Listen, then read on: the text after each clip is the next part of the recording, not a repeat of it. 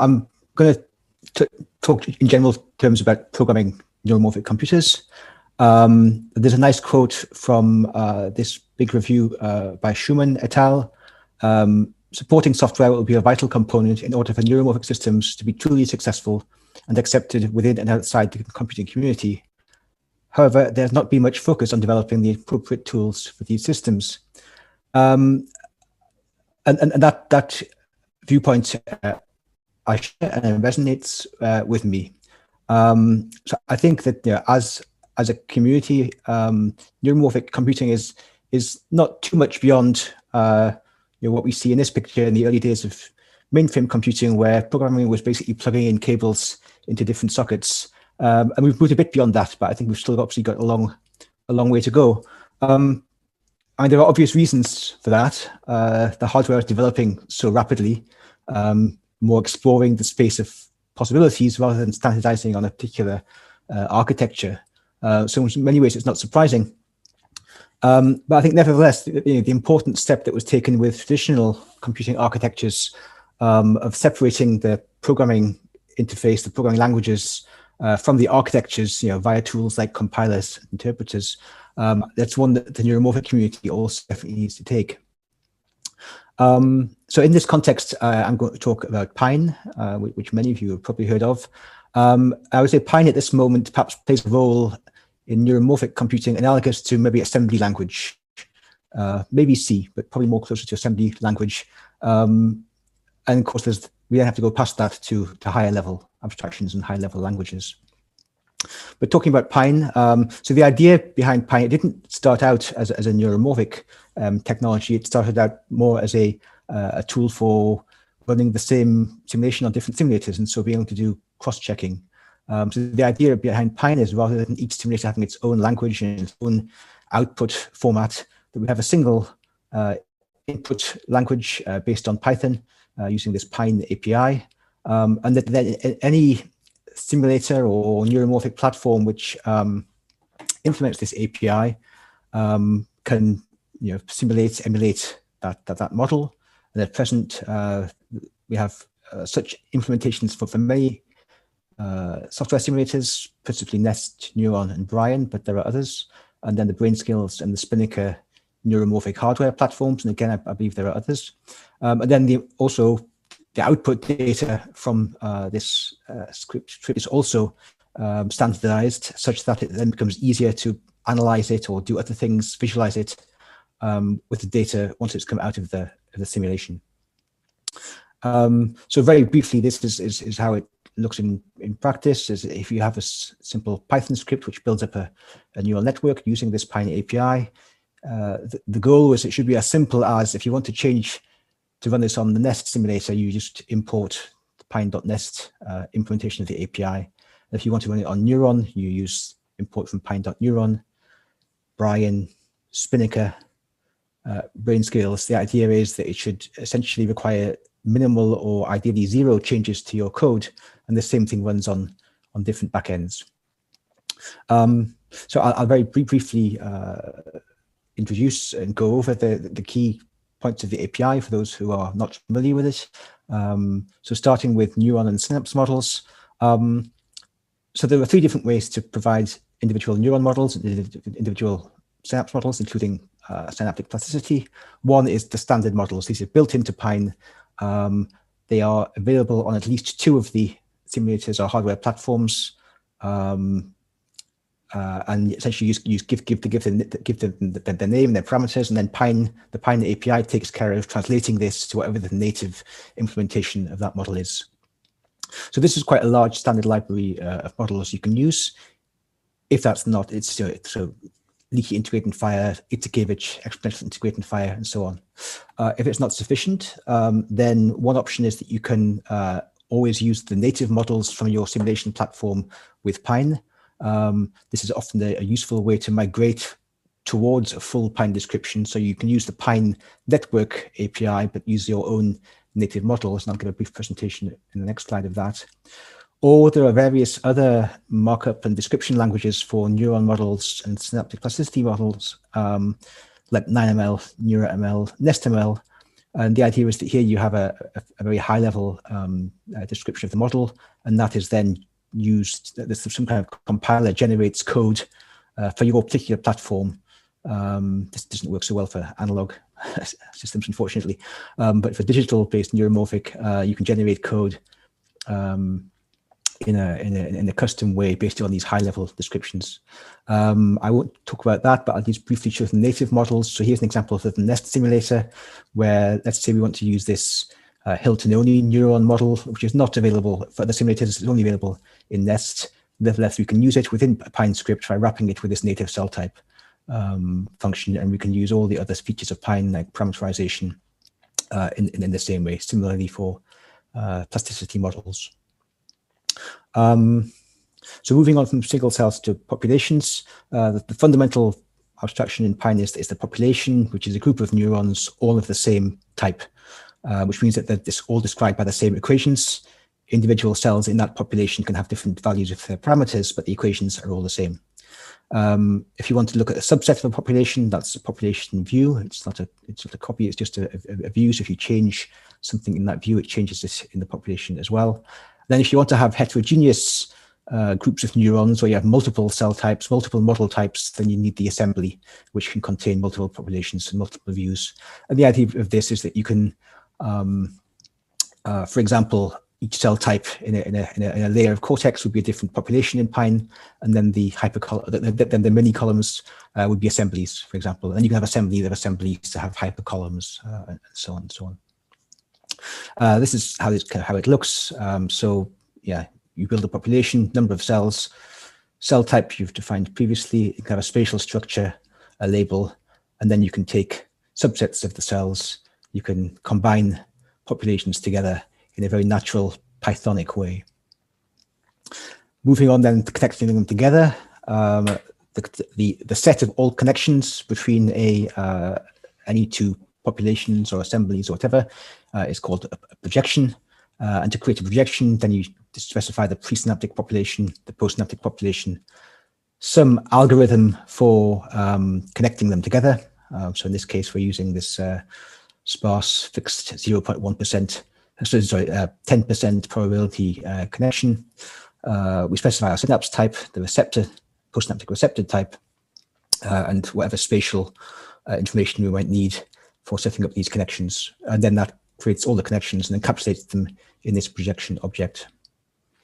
And then when it comes to recording data from simulations and getting it all out, we build on this NEO library, which has a sort of standard way of structuring hierarchical information coming out of both experiments and simulations. So the raw information, if you like, is the spike trains and the signals you record from your neurons, and then we can group these in different ways. So in segments where they all have the same time base, and then multiple segments form a block. So this provides a standard structured way of organizing your data. NEO is essentially NumPy, but it just adds some extra metadata. So it adds physical quantities. So you have to have the correct units. It avoids silly mistakes like mixing voltages and currents, for example. And then NEO on top of that adds things like sampling rate and start time. So again, it avoids simple programming mistakes, and it should make life easier for the programmer. And the nice thing about NEO is it's not just for simulations, it's also can read a lot of different experimental file formats, and it's kind of a base layer. So it reads lots of different formats. It can interact with lots of different tools, be it data analysis, visualization, whatever. And so NEO has this nice interoperability property. So PyNN was introduced around 2007, 2008. It's been fairly popular. So we published a paper on it in 2009, which is currently by now have about 600 citations. It's running on these two huge machines, the big BrainScales machine and the big Spinnaker machine you all know about as part of the eBrains infrastructure. It's been endorsed as a community standard by the INCF. And if you look at GitHub, it's reasonably popular on GitHub, a couple of hundred stars, and so far 56 repositories, which also depend on the PyNN repository on GitHub. So it's been fairly successful and fairly popular.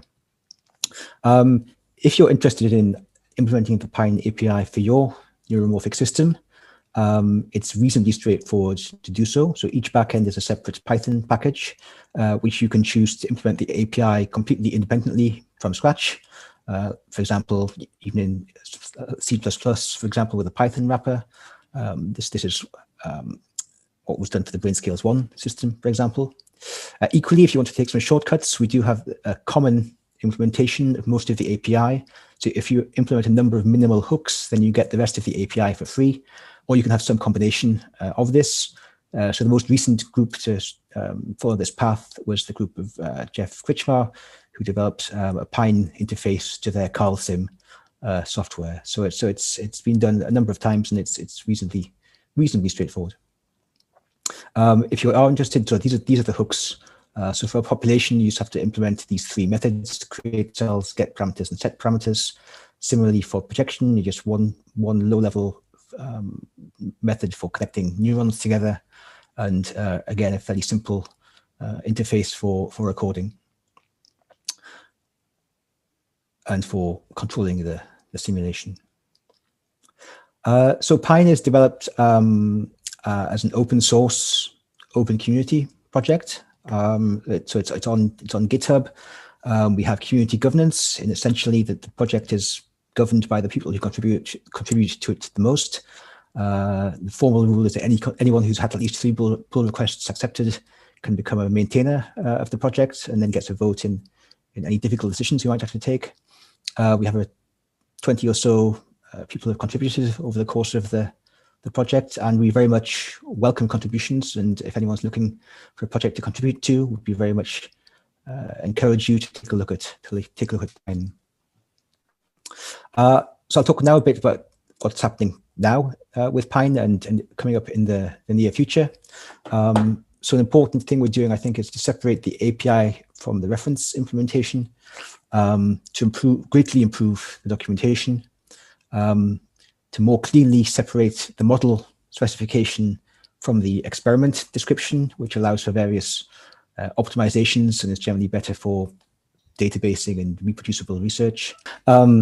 So it's interesting in reading a number of the papers which talk about Pine or cite Pine, the Pine paper, or talk about implementing the API. They more often use the word Pine-like API rather than Pine itself. And so these trees at the bottom, one of them is a spruce, one of them is a pine, one of them is something else, and of course one of them is an oak. And I think it's probably okay if you have a spruce rather than a pine, but you probably don't want an oak if you're trying to implement Pine. And of course, what we'd like is to have a cleaner idea of exactly which parts of the Pine API are supported by a given implementation and which are not. This is going to make things much easier for the user. And one of the problems we have is that the API is currently defined by the reference implementation. So there is no documentation which specifies, okay, this is exactly the Pine API. It's just defined by the reference implementation, which is the same for the Nest, Neuron, and Brian simulators, but might be slightly different, say, for Spinnaker or for BrainScales. And so our plan is to use the Python abstract base class module and Python 3 type annotations to much more cleanly separate the API definition from its reference implementation. And this should make it easier, for example, to develop tools which can show you which parts of the API are supported by a particular implementation and which ones are not. Along those lines, something we're also considering is to simplify the API, so to have just a core, which, for example, supports populations but not assemblies, and only a subset of the neuron types or a subset of the connection modules, but to have like a core API which has to be implemented for something to call itself Pine, and then extensions which would perhaps make it easier to have a core of features which people can rely on, and then extensions which may or may not be available. The other big thing we're working on at the moment is multi-compartmental models. As I think we all know, dendrites offer very rich possibilities for computation. We've heard something about that in this meeting from Jakob Jordan and Johannes Leugering. There's quite a nice review in Nature Reviews Neuroscience last year from Paniota Poirazi and Anastasia Papuzzi, which is nice if you haven't read much about dendritic computation. And it's a good time for PyNN to support this because an increasing number of software simulators and neuromorphic systems now support multi-compartment models. So not just Neuron, but also now there's Arbor, Brian 2, Brainscales 2 supports multi-compartment neurons, and Spinnaker 2 will be able to support, to a certain extent, multi-compartment neurons. So it seems a good time to extend PyNN. So this is what's going to be called when it's released PyNN 2.0. There's already a kind of proof of concept implementation, which you can find the documentation for on the Neuron website. The goal is to maintain the same main level of abstraction, to be backwards compatible with point neuron models from PyNN, what will become PyNN. So the current PyNN, which is a 0.9, will at some point become released as PyNN 1.0. It will then be stable, and we'll then have backwards compatibility with that. We don't want to reinvent the wheel, so we're going to use NeuroML and other tools like that where we can. But it should also importantly, support neuromorphic hardware systems. Since we don't have much time, I will skip to the examples without talking about it. But the idea is that you can define morphologies. We have a standard library of ion channels, where you could use NeuroML-defined ion channel models. And the big change is that when you connect them together, you have to care about not only which neuron does it connect to, but as shown by this location selector, whereabouts on dendrites is this going to connect to as well. So that's all about PyNN. So when I was first invited to give this talk, I was planning to talk much more about what happens beyond PyNN, because of course, if PyNN is assembly in this metaphor, or perhaps VHDL is a closer analogy, then what we need is a standard library. We need to go beyond that to higher level languages to explore algorithms. And we did start doing some work on my group on this, but we didn't get very far. So hence, this is only one slide at the end of my presentation. But I think this is very definitely, this was also discussed at several points in this meeting. We definitely need to go beyond to higher level constructs, standardized algorithms, standardized tools. And I'm very much interested in working with people on this. More information on the web. And thank you to the people who have contributed both with code and financially to PyNN development. Thank you very much.